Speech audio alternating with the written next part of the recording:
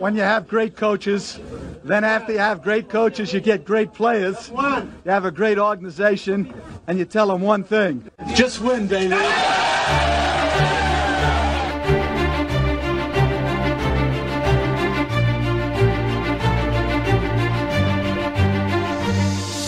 You are listening to Just Pod, Baby, a Las Vegas Raiders podcast brought to you by silverandblacktoday.com. And now your host, Evan Groat. Let's go, Raider Nation.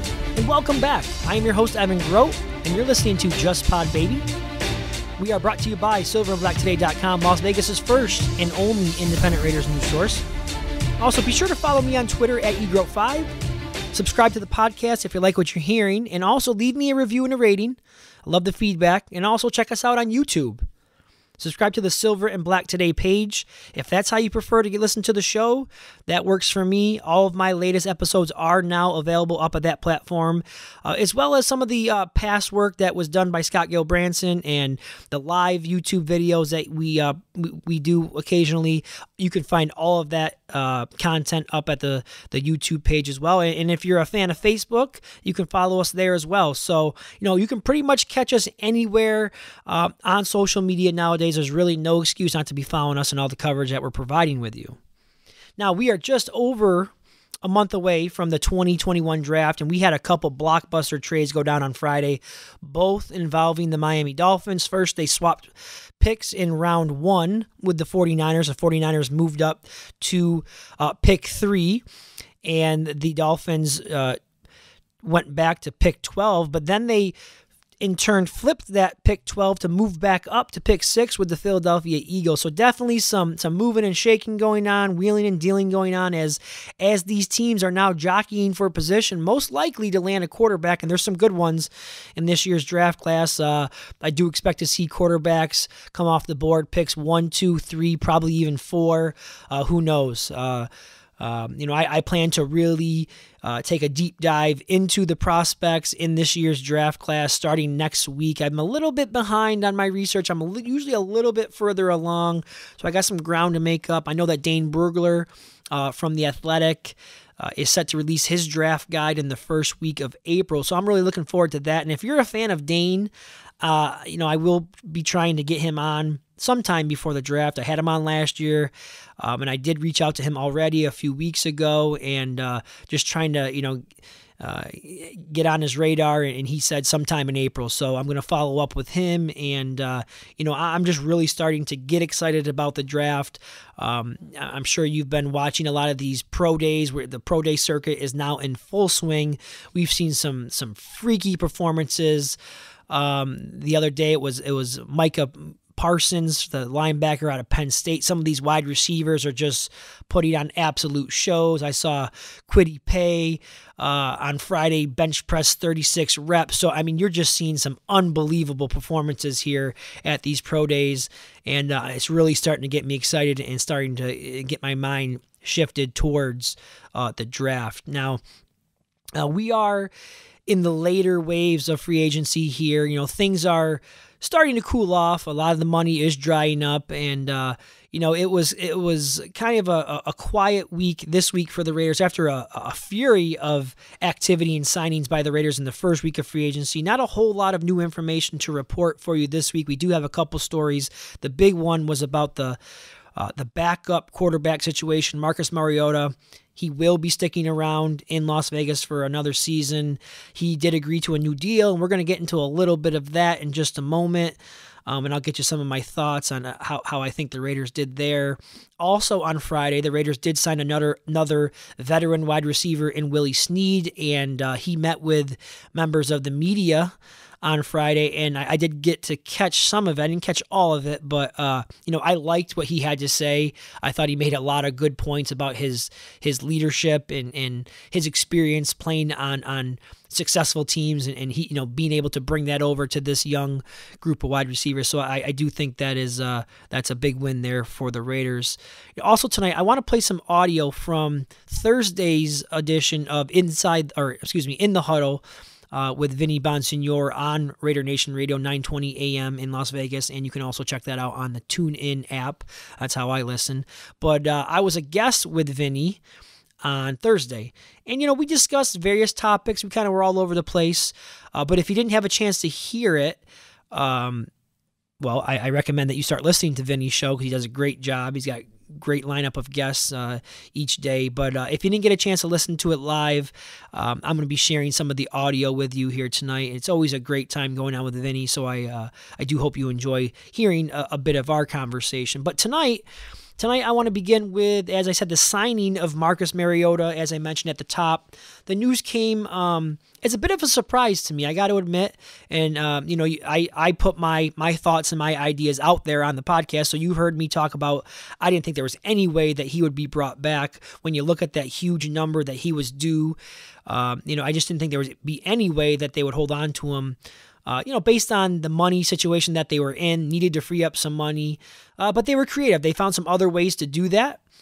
And, there was some word recently on the street, so to speak, that he was being shopped, and we thought it was possible that he could be traded. And I still believe that, it is possible that he could still be traded. And I think that's really what the team wanted to do with him. I think they were hoping to maybe move on from him in a trade, acquire some trade assets, and lose that large or gain that large amount of cap space from him. But they in the end they decided to hold on to him. He was not traded, and they didn't rush to make a big move to cut him. And, now the Raiders, I think, look really good for being patient and not just rushing to cut him. And I think this is where some of the people out there say that the Raiders maybe did a little bit of shady business here to keep him on the roster while the money across the league kind of dried up and teams began to fill some of those vacancies that they had at the starting quarterback positions. Talking about the Chicago Bears, they went out and signed Andy Dalton, who is going to be the starter there. The Washington football team, they went out and signed Ryan Fitzpatrick, who is most likely will be the starter there as well. So, they really limited Mariota's options there, and they knew what they were doing. I mean, they knew exactly what they were doing. They were going to kind of pin him against a wall, not going to give him any options, and the market was kind of set at that point. So he was not going to get a big payday on the open market. And they asked him to take an $8 million pay cut, and it didn't sound like he was going to be willing to do that. But in the end, they were able to get him to sign a new contract for significantly less money than he was earning last year. 10.75 last year. He's going to be getting 3.5 this season, and there are some incentives in there in that contract as well. Now, just some of my initial thoughts on this. I think it was a smart business move by the Raiders, and I don't feel all that bad for Mariota. I mean, he was paid handsomely last year as the backup for this team. He's still young enough where he can hit the market again next year and still land himself a nice contract and maybe even land with a team that is in need of a starting quarterback. And I have to imagine that he still wants to be a starter in this league. And then the other aspect of this deal that makes a lot of sense for the Raiders is that, he could still be traded at any point, right? I mean, it could still happen, and it might still happen. Don't be surprised if you see that go down, because that contract is now much more attractive to a team who might be interested in him. That was the big holdup with not being able to trade him previously, is that teams would have had to inherit that large contract, and there were a lot of incentives involved in that contract. I believe it could have gotten up to anywhere into like the $18 million range. So that's a large contract for a team to pick up for a guy of his caliber. So I do think it makes it much more affordable for a team. And I know that he has a no trade clause in his contract, but I'd have to imagine that if a team comes calling and it's a team that he believes gives him an opportunity to be a starting quarterback and be successful in this league, I would imagine he'd be willing to waive that no trade clause. So I like what the Raiders were able to get done there. And you know what? Should they decide not to trade him or not find a trade partner, you know what? They got a very reliable, legitimate backup quarterback on the roster. So I think that works out very well, and I hope that Gruden will find a way to utilize his abilities. Many of us were calling for it towards the end of last season, and I agree. There are ways to get him involved. You look at the ways the Saints utilized Taysom Hill in New Orleans. Now, I'm not saying he's the same type of player. I'm not sure if he can be used as like a runner like Hill is or a receiver like Hill is, but just giving the opposing defensive coordinators another wrinkle to prepare for, another look that they have to prepare for, another threat in the red zone or on 3rd and 4th and short when you need to pick up a critical first down. You can use him in different ways. And again, I think the more creative you can be, the more athletes you can get on the field, the more you have to put on the plate of a defensive coordinator, the better off you'll be as the offense. So, I think that I'd like to see that if he is with this roster all season long. And if they, as I said, if they should get an attractive offer for him, then, and he's willing to waive that trade clause, then you can always acquire some draft capital. So again, it's a win-win for the Raiders as well. All right, let's quickly change gears here. As I mentioned, I was on as a guest with Vinny Bonsignore on Raider Nation Radio this week on Thursday in the Huddle with Vinny. I'm not sure if everyone heard the show or not, but we touched on a bunch of different topics. I want to play just a bit of the audio from our conversation, starting with some discussion about the Raiders wide receiver group heading into next season. Here, take a listen. We're going to go back out to the Raider Nation guest line and welcome in our really good friend, Evan Groat from Just Pod Baby. Evan has appeared quite a bit on this show and many others. Guest hosted here on Raiders Nation Radio. We love to have him. Evan, how you doing, brother? Hey, Vinny, nice to be back on with you. How are you?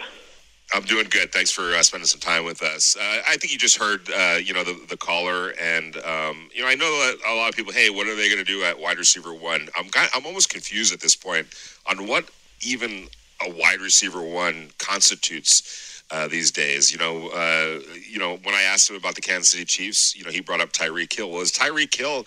Isn't that classic? When you think of a wide receiver one, he doesn't really fit that bill. He gets the most targets, so I guess in that way, he's the wide receiver one. But he's not a guy that you traditionally think about when you think about a wide receiver one. And I think that's kind of how the Raiders are approaching this.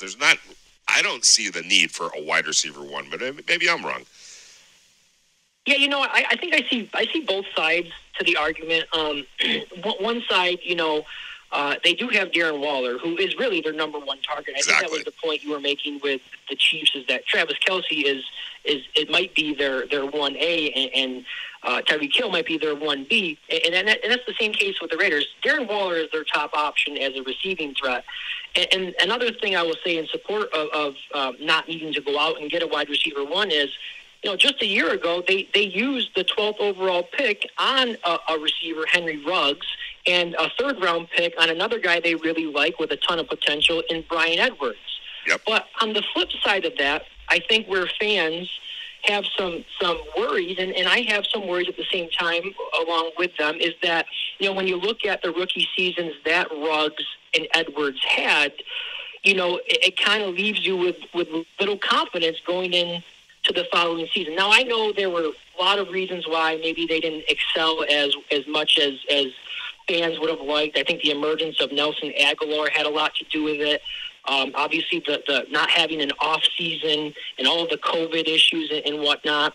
And then they both dealt with some injuries along the way as well that I think hampered their development. But I do see why fans would have some concerns about going into this next season with, as far as your wide receiver room is concerned, having Henry Ruggs and Bryan Edwards being penciled in as your potential 1 and 2 guys. But that being said, I agree with you. I don't see them going out and signing a guy who could possibly be the number one wide receiver. I think John Brown is a guy who can do some things that's really well with his deep speed, and we heard that they're talking with Willie Snead as well. Those are the type of guys they might look to add to this group, but you're not going to see anyone number one wide receiver status here being added to this team.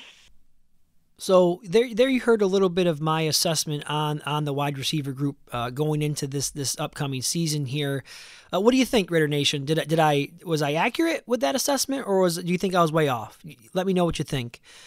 Hit me up on Twitter, DM me, let me know what you think about my thoughts. I mean, I think I'm pretty fair there with that assessment. I mean, there is a lot of upside there. You did just use a first-round pick last year on Henry Ruggs, a third-round pick on Bryan Edwards. It's time for these guys to see what you got, right? You got to throw them in there. You got to give them a shot to see what you have in these two young wide receivers. That's why I don't see the Raiders going out and first of all, there isn't any wide receiver ones out there on the market any longer, and I don't see them using a draft pick to bring another one in. You got to see what you have in Henry Ruggs and Bryan Edwards, but at the same time, you know, I have a little bit of an issue going into the season with these two guys as your top receivers. I mean, Henry Ruggs, 26 receptions last year for 452 yards. Bryan Edwards, 11 receptions for 193 yards. So you're going to go into to next season with those two guys who combine less than 40 balls, and we're talking less than 800 yards between the two of them. So, I mean, those are some big question marks there. But I did go on to say, Vinny and I continued our conversation, and I did say that, you know, from all that I have heard on at least Henry Ruggs, from hearing Nick Saban talk about him, he's tireless worker, high character kid, and he's well aware of the criticism that was out there about him last year. He knows that he was the number one wide receiver taken in this draft class, a very, very talented class of wide receivers, and some of those rookies last year had some outstanding seasons, and you know, he knows that he was at the bottom of that list as far as production. So I fully expect him to be out there working hard, getting stronger. I saw a photo of him the other day online, and he already looks like he's put on some size. And so, you know, I do expect Ruggs to have a much more productive season in year two, and you know, the same goes for Bryan Edwards. The big question with Edwards, though, is always going to be about his health. He had injury problems dating back to his time at South Carolina. Can he shake off those problems now that he's in the league? He did not do so in year one. Another couple things I want to mention here while we're on the topic of wide receiver is there is a lot of production now that's up for grabs with the departure of Nelson Agholor. We're talking 48 receptions, 896 yards, and 8 touchdowns. So somebody's got to pick up that slack. They brought in a guy like John Brown. If they can get something out of him, maybe not replicate exactly what Agholor did with the team. I don't think that's what they're expecting from him. I do expect Ruggs to take a step forward and Edwards to take a step forward. So if they can kind of all take a piece of the pie of what Agholor brought to the table last year, and they can all kind of take a little bit of that production and divvy it up, I think they'll be okay. And while we're on the topic of wide receiver, as I mentioned, the Raiders did sign free agent Willie Snead, formerly with the Baltimore Ravens. He spent some time with the New Orleans Saints as well. 2 of his better years in his career did come with the Saints. He's only 28 years old, and you know, while I do think that there was maybe a more of a pressing need at free safety and even right tackle, you know, I'm not really going to be down on the signing of Willie Snead. I did hear a little bit of what he had to say in his press conference, and he talked a lot about his experience on successful teams, his experience as being in the playoffs, and how he can bring that experience to the young group. And you know, he knows what it takes to win, and it sounds like he really wants to be here. He talked about how the Raiders were a team that he spent a lot of time watching from afar this past season. So he seems excited about the move to Vegas, and so, you know, he's not gonna be a huge difference maker, I don't think. You know, he's gonna provide that group with some depth, and so, you know, we'll see what he brings to the table. The next topic that Vinny and I touched on was about the defensive line and some of the moves that they've made there at that position group. So here's what we discussed there about the defensive line additions. We're talking to Evan Groat. You can follow him at eGroat5. He writes for Silver and Black Today. He's also the host of Just Pod Baby. So check him out all over there. And plus, of course, he always contributes here on Raider Nation Radio as well. All right, so the Raiders are throwing money and attention and a whole bunch of bodies and skill sets and upside and production and intrigue and all of that along their defensive line. I think it's pretty obvious by now that they viewed that as the must area that they have to address. And I know, talking to people out in Henderson, the fact is, and the adjective that's been thrown out to me anyway was it was unacceptable last year. Completely unacceptable what the defensive line did as a group. So to address it, it looks like the Raiders are at the very least bringing in a whole bunch of bodies that can do a whole bunch of different things and creating as fierce a competition at that position group that I can remember, just looking back on what the Raiders have done at that position. What are your thoughts thus far? And with the Raiders at this point, I'm not closing the door on any other additions along the defensive line, but thus far, what are your thoughts on what they've done at that position? Yeah, they've obviously addressed the issue. They're well aware that they needed to get some players in there. I tended to be a little bit more critical of some of the moves made along the defensive line and the defense as a whole. My thought process going into free agency was I thought they needed to get two impact players, high impact players, whether it was a safety and an edge player or a defensive tackle and an edge player. I think they addressed one of those, getting Yannick Ngakoue. I think he's a guy who can really make an impact on the defense. But I think they have failed to add a second impact player. Although they have brought in some guys here along the defensive line, I don't necessarily think any of them make a real big impact. I'm hoping that I'm wrong. You look at guys like Quentin Jefferson. He has shown some flashes last year in Buffalo. Might have been playing a little bit out of position with them at times. But then you bring in a couple high upside guys like Solomon Thomas, who we know is a former third overall pick. And we know for a fact that he was definitely playing out of position in San Francisco, and they were lining him more up more on the edge, where he's probably more a better player on the inside. So hopefully that's what the Raiders defense does is utilize him on the inside. And the names goes on and on, Matt Dickerson and Darius Philon. So there's some guys here that have some upside, but I just don't know if there's a guy here that makes a true impact on this defense from day one and really transforms this pass rush along with Yannick Ngakoue. Now, I will say what I think we're seeing here when I look at what's happened with all these signings or signings that have not occurred yet, like the safety position on defense, is they're putting a lot of faith in Gus Bradley. What they're telling, this is what I think as well, anyways, is that what John Gruden and Mike Mack are saying is we trust that Gus Bradley, his ability to coach and his scheme will this defense will naturally take a step forward based on that. And so that's what I think we're seeing. They did not go out and sign a safety yet. That is still a position that I think they need to address at some point, although a lot of the options, the well has kind of dried up at this point. There's still some decent players out there. Trey Boston is a guy who I still have highlighted on my cheat sheet here.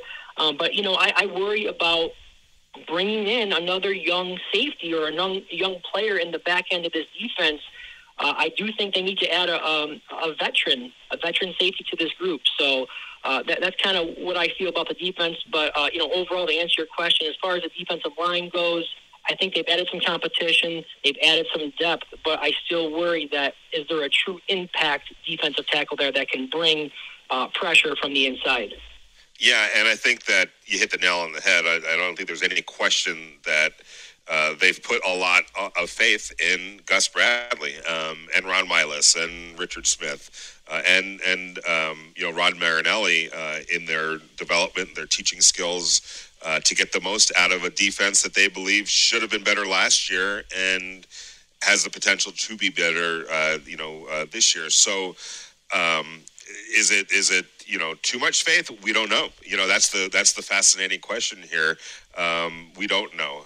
But it tells me, much like what you just said, it tells me that he's looked at the tape. They've all looked at the tape now, and if there was, hey, we can't get by with this guy or that guy, we just can't do it, they would have made changes already at those positions. So something tells me that they believe they're listening to Gus Bradley, and he's giving them some good feedback on guys that are currently on the roster. And I also think, Evan, looking ahead to the draft, that there's probably some guys that he has his eye on in that secondary at that free safety position. And Gus Bradley has never shown any hesitancy to play rookies at that position. So any thoughts on moving ahead to the draft? I do expect them to bring in a veteran free safety. I do. But I think that they have a bigger fish in mind in that draft. I could be wrong, but it just sure seems like there's somebody that's caught their eye, and maybe multiple players that have caught their eye in the draft that they feel, that Gus feels can get on the field pretty quickly. All right, so those were some of my thoughts on the defensive line. I stand by it. I stand by it. I've been pretty vocal on the show last week as well as on Twitter.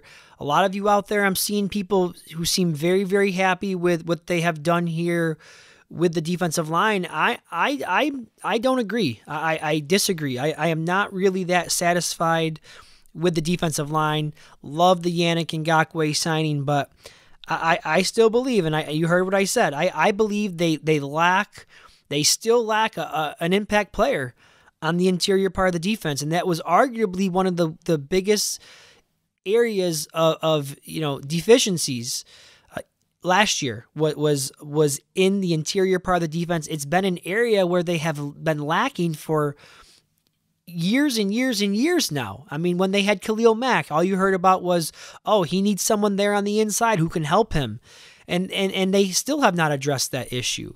So you look at Quentin Jefferson. He's the one, if I had to pick one that I'm the most excited about, I would say it's him. I do think he's got some juice to his game. He did show some things with Buffalo last year. He can get after the quarterback, from time to time. Solomon Thomas, I don't have a whole lot of faith in him. It's nothing against the kid. I know he's dealt with some personal things off the field with a death in the family, and he had the injury last year. I know that he was a number 3 overall pick, but I don't think he's living up to that high draft pick at all. Hopefully the Raiders will utilize him as a defensive tackle and not out on the edge as a defensive end. I think that's how they will try to utilize him and get the most out of him. I know a lot of people are excited about this Darius, and I'm not sure how to pronounce his last name, Philon, I believe it is. Did some good things with the Chargers, I understand. He's been out of the league for 2 years.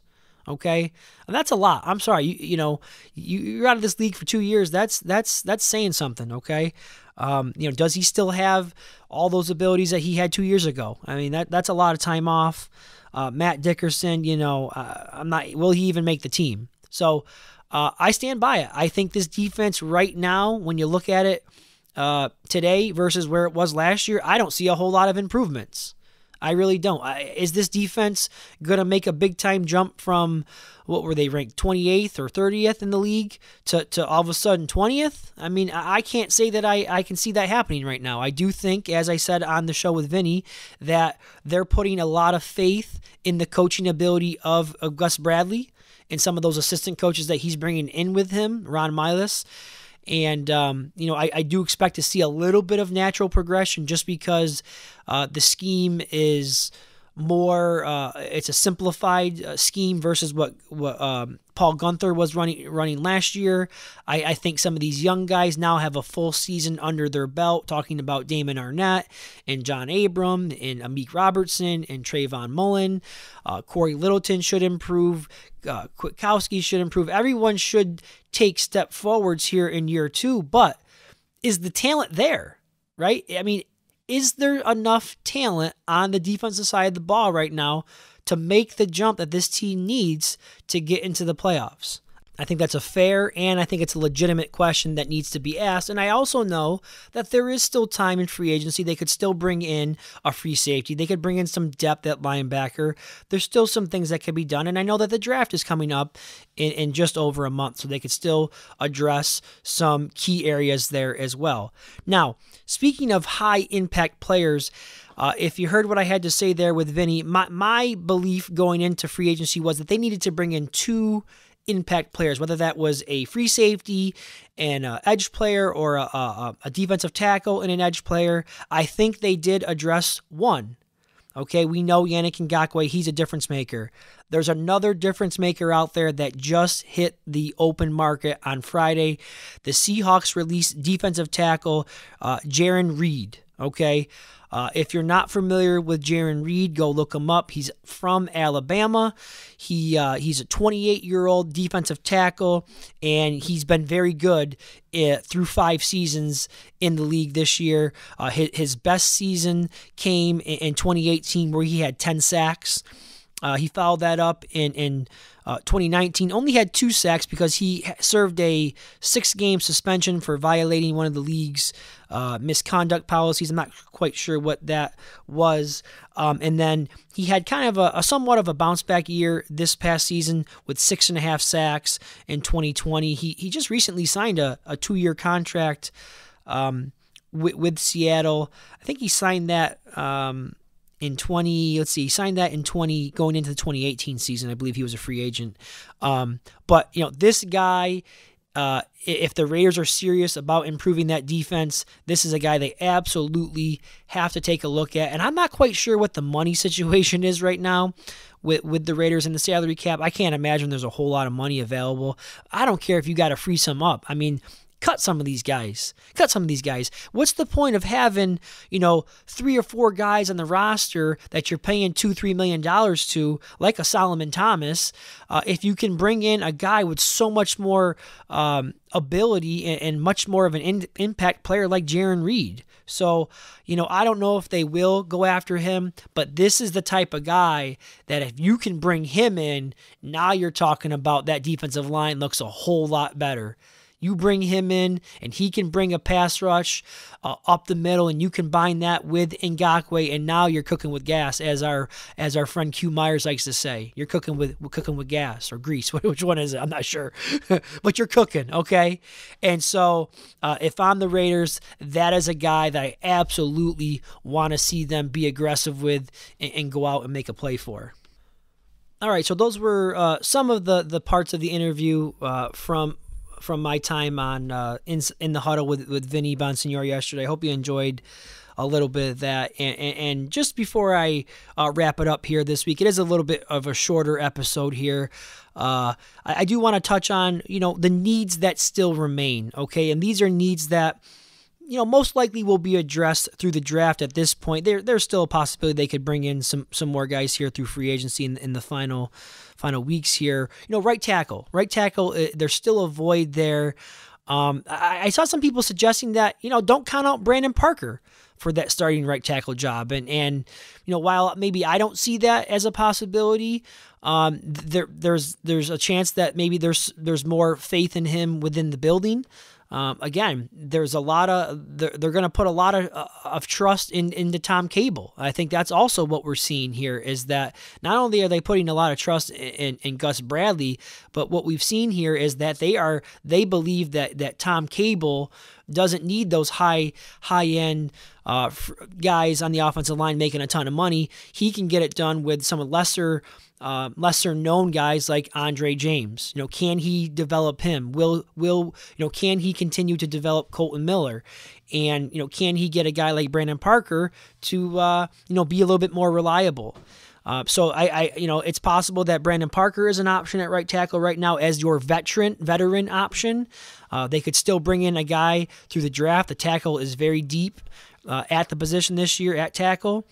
Is it Denzel Good? Maybe he's a guy that he does have that versatility where he could play guard and tackle. So maybe it's possible they feel totally comfortable with him right now being the starting right tackle if they need him to be that guy. And you could push John Simpson, the second-year guy out of Clemson, to right guard with Incognito at left guard. So there are some options right now as far as that veteran presence at right tackle with Parker and Denzel Good.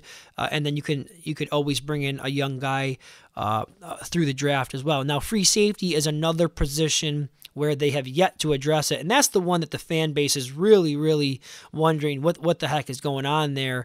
I don't think would be a wise move to bring in a rookie.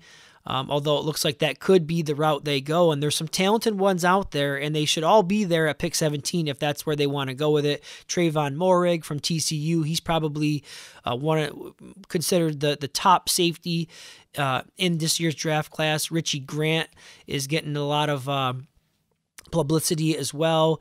Those are the two real big names that you keep hearing out there. Most definitely they should both be there at 17.